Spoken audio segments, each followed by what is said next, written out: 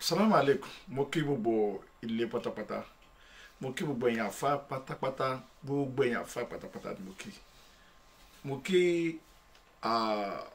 èèyàn àfá ti sin náà mo kí. Mo dẹ̀ kí gbogbo àwọn bàbá wa náà tí wọ́n ti gbìyànjú tán ti lọ. Ìbéèrè kan ni mo fẹ́ béèrè lọ́wọ́ gbogbo èèyàn àfá tí ẹ jẹ́ bàbá wa lónìí tí kò tí yé mi. Á dẹ̀ wù mí kí gbogbo yín kẹ́ dáhùn ìbéèrè yìí. Ìbéèrè náà ni pé mò ń kírun wákàtí 5 mi mo dẹ̀ gbà pé Ọlọ́run ọba ìkan ṣoṣo ni. Ànábì wa Muhammad sallallahu alayhi wa sallam òjíṣẹ́ Ọlọ́run ọba ni. Mo ń yọ sàká mi bẹ́ẹ̀ sì ni mò ń gbàwẹ̀ kódà mo tún lọ sí ájì mo ń lọ sí umrah. Ẹ jọ̀ọ́ tí n bá ti ṣe eléyìí tí gbogbo eléyìí ti pé tí mo sì mọ̀ pé tó àdìsí Ànábì wa Muhammad sallallahu alayhi wa sallam ó kọ́ wa pé ká ṣe dáadáa sọ́mọlàkejì. Ẹ jọ̀ọ́ tí n bá ti wá sí gbogbo eléyìí ṣé mi ò ní rí àlùjànnà wọ̀ ni àbí máa wà àlùjànnà? Torí pé nísìnyí gan báyìí ọ̀rọ̀ àti wá gbé ọ̀rọ̀ ẹ̀sìn àti ti politics bọ̀ torí pé gbogbo bí mo ṣe ń wo ẹ̀sìn Islam nísìnyí báyìí politics ló wà nínú ẹ̀sìn Islam nísìnyí tó fi jásí pé oníkálukú fẹ́ kó jásí pé ọ̀rọ̀ tòun ni kó borí. Àwọn ìgbà kan la mọ̀ táwọn kan jẹ́ teblig tó jásí pé gbogbo Nàìjíríà káàkiri ni wọ́n kárí. Àwọn tẹ̀blígì máa jáde lọ wọ́n máa ṣe tí wọ́n lọ wọn ò kéwú ṣùgbọ́n àdísì kan tó bá gbá mú wọ́n rẹ́dì láti máa ṣe àdísì yẹn. Tẹ̀blígì gbìyànjú wọ́n rẹ́dì láti kó lẹ́kọ̀ọ́ lọ sí ìlú Kánò àwọn Kaduna wọn ò mind bóyá 20 days or 40 days. Nígbà tó yá àgbà àwọn tẹ̀blígì mọ́. Ìgbà tó tún yá àwọn sálàfù náà dìde àwọn sálàfù jáde nínú àwọn sálàfù là ń gbọ́ pé tó gbogbo ọmọbìnrin tí ó bá ti ṣe ẹ̀yẹ́ ẹ̀ tí ìyá rẹ̀ bá fẹ́ máa bínú àfi kó lọ ra wàrà ọyàn màálù kó gbé fún mọ̀mọ́ rẹ̀ kó máa jẹ́ ọyàn tí mọ̀mọ́ rẹ̀ fún. Bẹ́ẹ̀ lọ ní àwọn táwọn sálàfù gbédé.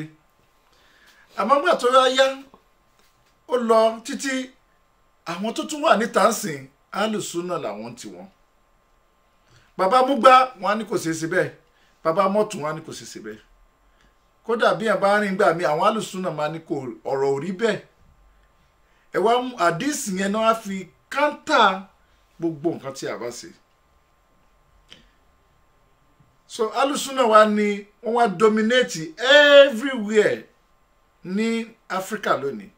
Gbogbo bí tẹ́ bá lọ lónìí alùsùnà kódà wọ́n bá débi pé bí yóò bá ṣe alùsùnà kò lè wà àlùjànnà. Ẹ jọ̀ọ́ ṣé ìrun wákàtí 5 iná kan ló pa gbogbo àpapọ̀? Ǹjẹ́ nǹkan mi wà tó pa wá papọ̀ tó yàtọ̀ sílẹ̀? Ṣé wákàtí 5 yẹn òun kọ́ ló pa wá papọ̀ ni ká yọ sàká yẹn ká gbàwẹ̀ yẹn ká lọ sí ájì yẹn ká dẹ̀ gbà pé Ọlọ́run ọba òjíṣẹ́ Ọlọ́run ọba àtànábì Ọlọ́run ọba ni Ọlọ́run ọba wa Ànábì wa Muhammad sallallahu alayhi wa sallam olùjíṣẹ́ Ọlọ́run ọba.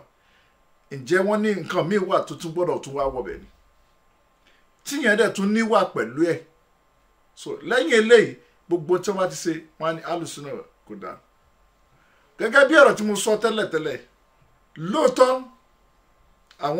àwọn Súfí wọ́n ní àṣejù lóòótọ́. Kí làṣejù Súfí ni pé kẹlòmíì kó máa yin Shehu Ibrahim Niyas gẹ́gẹ́ bí Ọlọ́run ọba rẹ̀ kó gbé Shehu Ibrahim Niyas kẹlòmíì gbọ́ pé Ibrahim Niyas kí gbogbo ibi tó bá wà kí wọ́n sọ pé Niyas. Ǹjẹ́ àwọn Súfì ti gbàgbé pé ní Senegal àdúgbò tí Ibrahim Niyas ti wá village wọn ló jẹ́ Niyas ní Kaolack. Gbogbo alamọ̀ bẹ́ẹ̀ ṣùgbọ́n tá bá ti pariwo pé Ibrahim Niyas gbogbo yẹn máa sọ pé Niyas àwọn ẹlòmíràn ní Kaolack. Ìwọ̀n eléyìí gbogbo nǹkan lè àṣejù ni tí kò sì já sí pé tí mo gbà pé àṣejù ni. Bí yẹn bá ṣe la ilaha illallah lójoojúmọ́ kò tí ì pé òòṣà kò pé ẹbọ míì Ọlọ́run ọba ló ń pe tí àwọn alùsùnà ta kò pé kò sí ní tó jọ bẹ́ẹ̀. Bí yẹn bá ṣe Allahu alùsùnà ta kò tó sì já sí pé àwọn eléyìí náà ni nǹkan tó ti ń bẹ nígbà náà lọ nìyẹn. Àwa gbé politics agbègbè ẹnu ẹ̀sìn Islam tí àwọn alùsùnà tó já sí pé àwọn ni wọ́n ṣe débi pé wọ́n dominate, wọ́n try láti dominate everywhere. Ǹjẹ́ dandan ni kó já sí pé ẹ̀yin nìkan lè máa wà níwájú, ẹ̀yin nìkan lè control? Mo gbà pé gbogbo àwọn tó bá jẹ́ àfà tó bá ń ṣògùn, mo gbà pé kò sí ògùn pé ká sí ògùn nínú Quran, pé ká máa lo orí ẹyẹlé, orí olóńgbò, orí gbogbo ẹ̀ kò sí nínú Al-Qur'ani. Àgbà bẹ́ẹ̀ lóòótọ́, àgbà pé kí à ń bẹ Ọlọ́run Ọba kó sì sàrà, àgbà pé òní òdodo ọ̀rọ̀. Bí àfà kan bá gbé ẹbọ sínú Islam àbí ó ń pọ̀fọ̀, ó ń pe àwọn ìyá òṣòròǹgà, àfi ká tètè dá àwọn kan wọ̀nyí, ká tètè dá padà fún un, ká jẹ́ kó yé pé kò sí. Ìjà tó yẹ kí àwọn alùsùnnà, àwọn àti sálàf tó yẹ kán dìde kán jà gangan lélẹ̀. Kò wá sí pé gbogbo àwọn tó já sí pé wọ́n mọ̀rún kí, wọ́n ń kírun, wọ́n ń gbàwẹ̀, àwọn gangan lẹ wá fẹ́ fèsì. Gẹ́gẹ́ bá ṣe sọ pé kàkà kẹ́ jáde kẹ́ lọ fèsì àwọn tó já sí pé ó kù díẹ̀ ká tò wọ́n nínú ẹ̀sìn tán bẹ̀sìn jẹ́, jáde ẹ̀ lọ fèsì wọn. Ó ṣe á jẹ́ pé gbogbo àwọn tó mọ̀ nípa Islam tán da, bóyá gbogbo àwọn bàbá tó ti já sí pé wọ́n ti jà sẹ́yìn, báwo ni Islam ṣe máa gbèrò, wọ́n jà. Mo fẹ́ kẹ́ mọ̀ kíní kan o, ẹ̀yin tẹ́ jẹ́ alùsùnnà tẹ́ wà níta tẹ́lẹ̀ dominate everywhere lónìí, tẹ́ ń disturb lónìí. Mo fẹ́ kẹ́ mọ̀ kíní kan, Islam wa tá a lérò pé ń lọ sókè, ń gbòòrò yẹn, ó ń wálẹ̀ lójoojúmọ́ ni o. Kò dẹ̀ dìgbà tí Ọlọ́run bá sọ̀kalẹ̀ láti wá ran Islam lọ́wọ́ kó tó di pé a ṣe jihad nínú Islam. Ṣèbí ẹ̀yin náà lọ sọ pé tu'minuna billahi wa rasulihi wa tujahiduna fi sabilillahi. Wa tujahiduna fi sabilillahi tán sọ yìí, wọn ò ní ká yọ̀dà síra wa o. Gbogbo ìmọ̀ tí ẹ mọ̀, ẹ gbọ́dọ̀ máa lọ sínú gbèríko láti máa lọ sí dáwà fún wọn.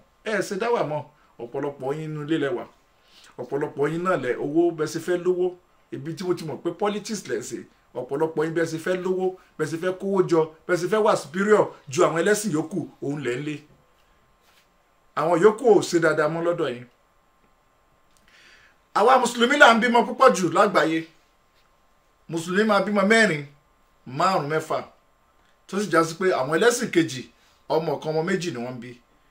Ẹ wá wò àwọn tó ń bímọ 2 péré, àwọn náà ń dominate gbogbo àgbáyé lójoojúmọ́. Bí mùsùlùmí bá bímọ 4, tẹ́mi bímọ 4, tẹ́lómi náà bímọ 4, tó bá máa, wọ́n ní àwọn ẹlẹ́sìn kejì ní ìgbàgbọ́ pé ó dá àwọn lójú pé inú ọmọ 4 tẹ́ bí àwọn ó fi ẹ̀tàn jẹ, wọ́n á fi kó ọmọ 3 nínú wọn, yóò wá kọyọ kan. Gbogbo iná lẹ́mọ tí mò ń sọ yìí. Mélòó family tó jẹ́ sí pé tẹ́ bá wọnú family yẹn, ọ̀pọ̀lọpọ̀ àwọn ọmọ tó jẹ́ síbẹ̀ mùsùlùmí ló bí wọn, àfáà ni bàbá ẹlòmíì, àsẹ̀yìnwá àsẹ̀yìnbọ̀, àwọn ọmọ yẹn ti padà síbi ẹlẹ́sìn kejì o. Níbo lẹ lajú sí? Kún tó lè gbà pé lóòótọ́ alùsùnnà ni ẹ̀ ń ṣe súnà lóòótọ́, ó dìgbà tẹ́ bá jáde, tẹ́ bá lọ ṣe jihad, tẹ́ ń confuse, ọgbà ọmọ wa tó ti sọnù kẹ́ kó wọn wálé. Ṣe jihad ojú kan lẹ dúró sí bí kẹ́ jókòó. Lóòótọ́ mo mọ̀ pé àsìkò tẹ́ dé gẹ́gẹ́ bí ọ̀rọ̀ Ànábì wa Muhammad sallallahu alaihi wasallam, ó ní tó bá di òpin ayé, ìmọ̀ máa di tó pọ̀. Ìmọ̀ yẹn ti wà lọ́dọ̀ yẹn ó pọ̀, ṣùgbọ́n ẹ jẹ́ kí ìmọ̀ yẹn kó wúlò fún àwọn mùsùlùmí. Ẹ má jẹ́ ká sọ àwọn ọmọ wa nù. Ìmọ̀ tẹ́ níyẹn lè fi control nǹkan.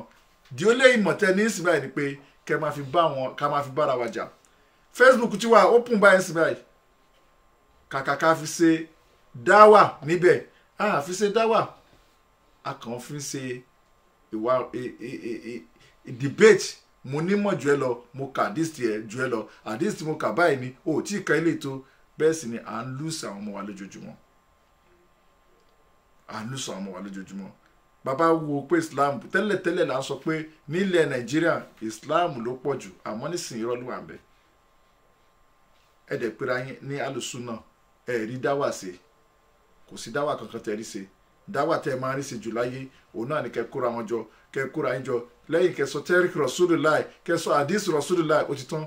Báwo lẹ ṣe fẹ́ jáde láti lọ síta láti lọ fi Islam hàn káàkiri? Ṣe yẹn o.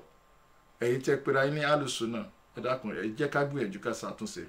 Àwọn tá a jẹ́ Súfì náà, ẹ jẹ́ ká ṣàtúnṣe níbi tí ọ̀rọ̀ wa kù sí. Kò sì gbà tá a bá rí Sheikh Ibrahim Niasse, tá a bá rí fọ́tò Ibrahim Niasse, ká máa ṣe Sheikh Ibrahim Niasse. Torí pé nínú Al-Qur'ani náà gbogbo aná láti mọ̀ pé níjọ́ kan ń bọ̀ wá, níjọ́ Al-Qiyamah, kò sẹ́dá kan tí ó sọ̀rọ̀. Ànábì Ibrahim Niasse gan ò ní ẹnu láti sọ̀rọ̀ níjọ́ náà lọ, àyàfi Ànábì wa Muhammad sallallahu alaihi wasallam, illa man asna rabbahu, Al-Qur'ani sọ, àyàfi tọ́lọ̀ bá yàn dá fún pé kó sọ̀rọ̀. so kò dìgbà tá a bá pariwo wọn gbogbo àwọn tá a tún wá lọ lé kéwú náà a ti sọ tẹ́lẹ̀tẹ́lẹ̀ pé gbogbo àfáà tí ò bá ti kọ́ṣẹ́ kò sígbà tí ò ní lu jìbìtì kò sígbà tí ò ní jalè kò sígbà tí ò sì ní ṣẹbọ ọ̀rọ̀ yìí wà fún gbogbo ẹ̀yin mùdírù pátápátá gbogbo ẹ̀yin mùdírù lè kéwú pátápátá ẹ jẹ́ kó yé gbogbo àwọn tó ń lọ lé kéwú nísìnyí pé gbogbo kéwú tán kéyì àyàfi kan fiṣẹ́ sí láì fiṣẹ́ sí olè ó máa pọ̀ ní nàìjíríà ẹbọ sì máa pọ̀ ní nàìjíríà torí pé ọ̀pọ̀lọpọ̀ àwọn àfáà tó ń jáde níta ń sìn báyìí torí pé wọ́n fẹ́ lówó lóríṣiríṣi ọ̀pọ̀lọpọ̀ wọn sá lọ sọ́dọ̀ èṣù tọ́pọ̀lọpọ̀ wọn fi ń mutí lónìí wọ́n mutí wọ́n fa sìgá wọ́n á mugbó wọ́n á ṣe àṣejẹ tí ò yẹ kán sì jẹ ọ̀pọ̀lọpọ̀ wọn ti jẹjẹkújẹ ẹ bá wa ṣe wáàsí fún wọn pé kán lọ wáṣẹ́ sí tán bá ṣiṣẹ́ òun ni islam ó fi ranlẹ̀ òun ni islam ó fi dá so mo rọ̀ yín mo bẹ̀ gbogbo ẹ̀yin tẹ́ jẹ́ kí ni iṣẹ́ tí ẹ̀yin alùsùnà tẹ́lẹ̀ ṣe tẹ́lẹ̀ fi ran islam lọ́wọ́ nìyẹn ẹ má jókòó sínú ilé àbí kẹ́ máa gbé máìkì káàkiri kẹ́ ní ẹ̀yin lẹ nímọ̀ jù ìmọ̀ yẹn ò wúlò ọ̀ǹtí tẹ́ bá ṣiṣẹ́ tí afẹ́kẹ́ ṣe gbogbo ìmọ̀ tẹ́lẹ̀ níyẹn ẹ kàn mọ́ sápò ara yín ni torí pé àti ìṣiṣẹ́ kankan tẹ́ ti ṣe tí ìṣiṣẹ́ kankan fún wa